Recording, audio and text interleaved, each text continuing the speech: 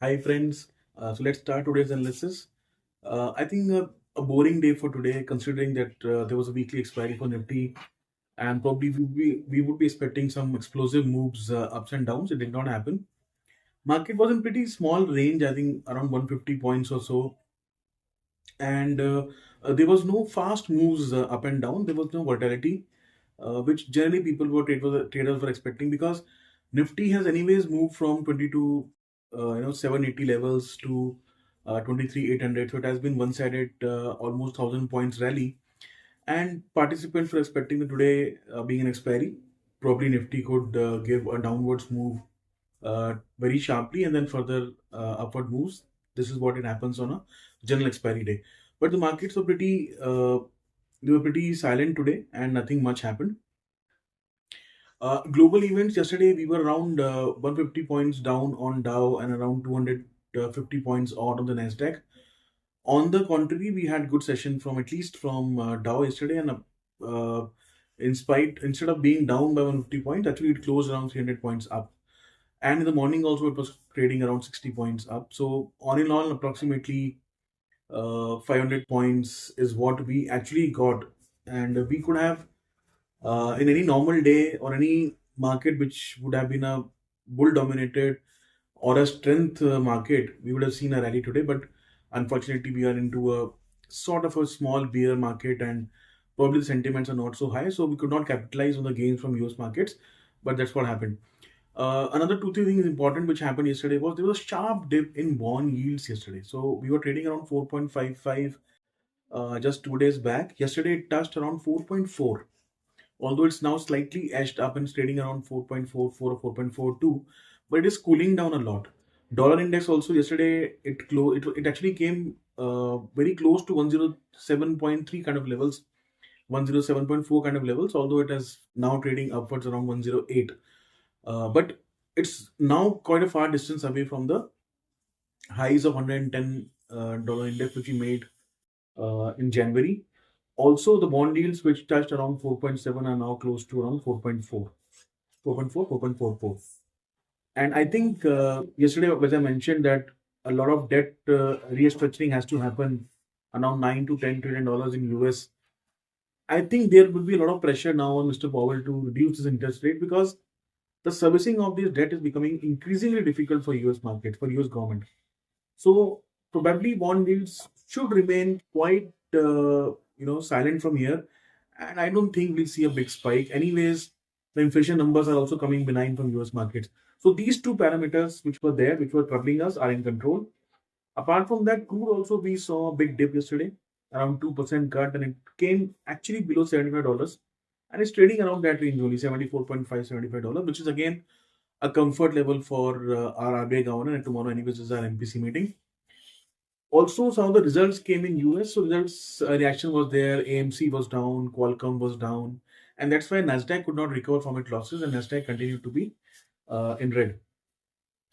As I told yesterday, that the telephonic discussion could not happen between Trump and China because China is insisting that they don't want telephonic talk. They want to have a meeting in some forum. So they have now requested, or they have told that they're ready to meet US, but in WTO, where they want to clarify that whatever sanctions or the trade deficit which is there is not unfair, and whatever things which have been told about China in terms of greater surplus and not a good trading partner, those are false things, and the tariffs which US has introduced are unfair, and we don't agree to those tariffs, etc., etc. Those are the commentary which came from China. Although, as I told that the tariffs which have been put from China are very small tariffs because it is only affecting around 14 to 15 billion dollars of trade, or let's say the import from US to China. Instead, whatever tariffs which US has put around 10%, it will affect around $500 billion of trade which China is importing to US. So China would be affected more, and China has requested to meet on WTO. Let's see when it happens. But the market has actually, as I told yesterday, also market will not now take too much cognizance of it. It will start behaving whatever news will come, and those stock driven things and all those small temporary jinx will happen. But the market has moved forward now, and probably for this news now, market should not react too much until unless the tariffs which are there around 10% on China, they got increased to around 20, 30, 40% in that range. If something starts happening, if these things remain, which I think should remain, and both the countries are taking a stance that we anyways want to talk. So let's see how it goes. But as of now, markets will not react to it, and that's how the market are not reacting also. So that's on that particular part of the tariffs. Anyways, Canada and Mexico has got 1 month to solve the problems, and I think that should be settled now. So these are the things which happened in the global markets. China was up today around 1% or so. It was trading higher today. So it has also not seen any greater impact on the tariffs from US, and the markets are getting used to this kind of a scenario. Now into our markets today, there was a expiry day, and we were expecting some kind of explosive movements. It did not happen. It's good thing that we are close around 23,600 above. So now 2 days we have consolidated. Yesterday we had touched around 23,800. Today also we crossed around 23,770 kind of levels. So probably we have been closing above 23,600, which is a good level. And I would assume that markets are actually in a consolidation mode only. There is no downward trajectory as such. The shorts are also getting covered, although FIs are still sitting on a lot of shorts. So we have not been able to close over this 23,800. Now this 23,800 above close is very important. Why it is important? See, we already given a breakout in the daily charts. But if you see the weekly chart and the monthly chart, we want a close above 23,800 to make the trend even more bullish and to take the levels to 24,000, 24,200 or 500 kind of levels. Also, there's a lot of call writing on these levels. Around 4 crore shares were there today also on this level, which is giving the call writers a lot of comfort that this particular zone will be very difficult to break. Let's see, all things will be set for tomorrow as there's an MPC meeting tomorrow. With this slide of dollar index also, the rupee is sliding continuously downwards. Today also we have made an all-time low on rupee, I think around 87.58 or 87.6, something of that level.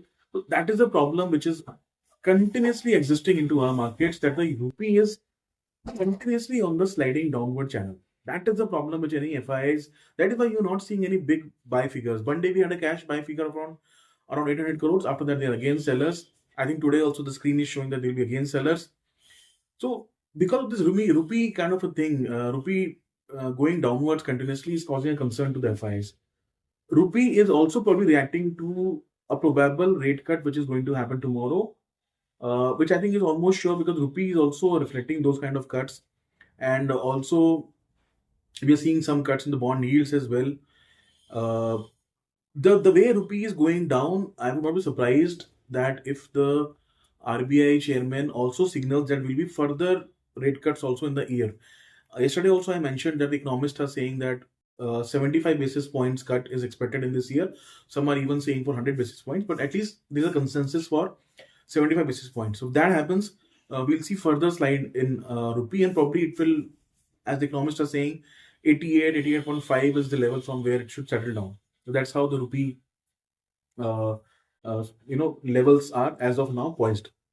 FIAs can only come once they really see this kind of rate cut. They've seen a budget, probably they would be happy with the budget.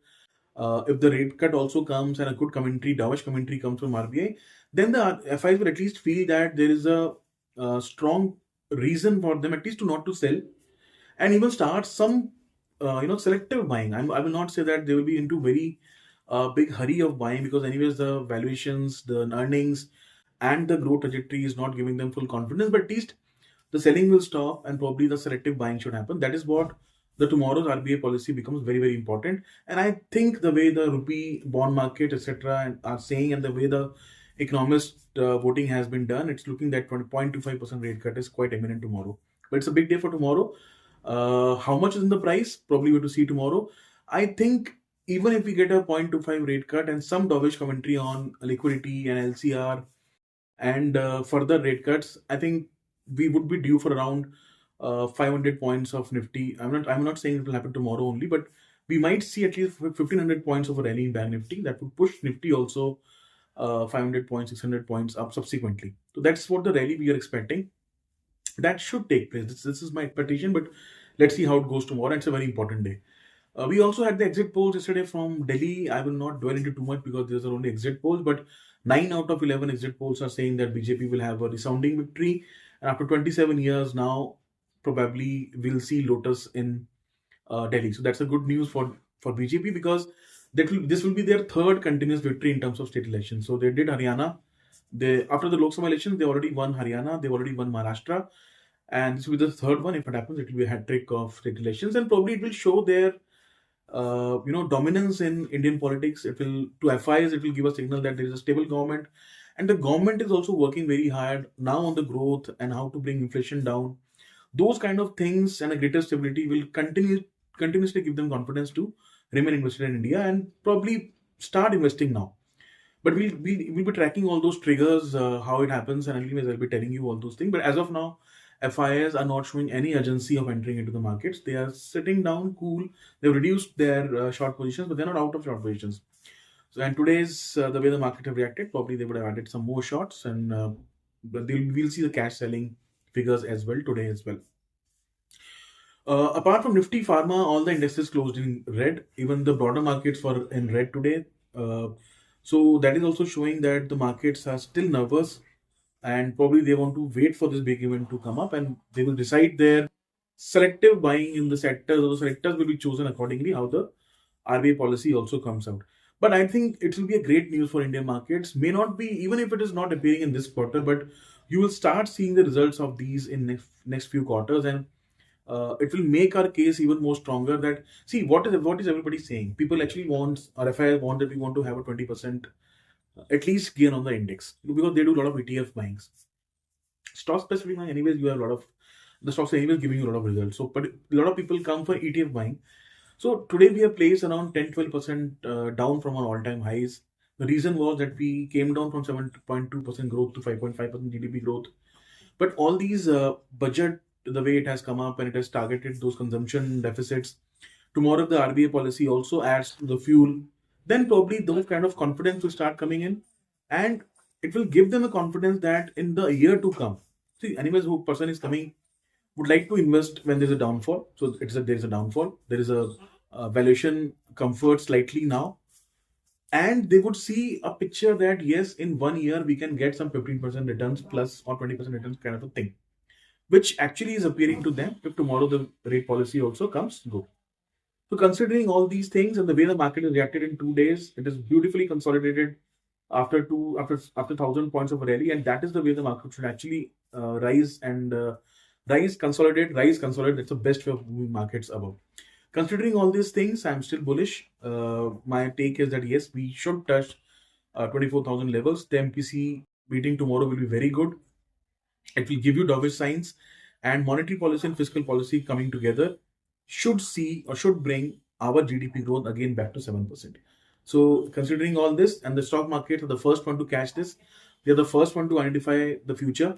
We all know how smart the market is, and it will latch on to it, and probably we'll see some good buying tomorrow or day after tomorrow, and then Monday on next week onwards. Hoping all this stay. So let's fasten our belts for tomorrow's big event, and stay tuned to your whatever positions you have. I don't think there is any threat to the positions, and we can hold them and take it forward. That's my view on today's analysis and tomorrow's meeting. We'll meet again tomorrow for the detailed analysis. Till then, thank you so much.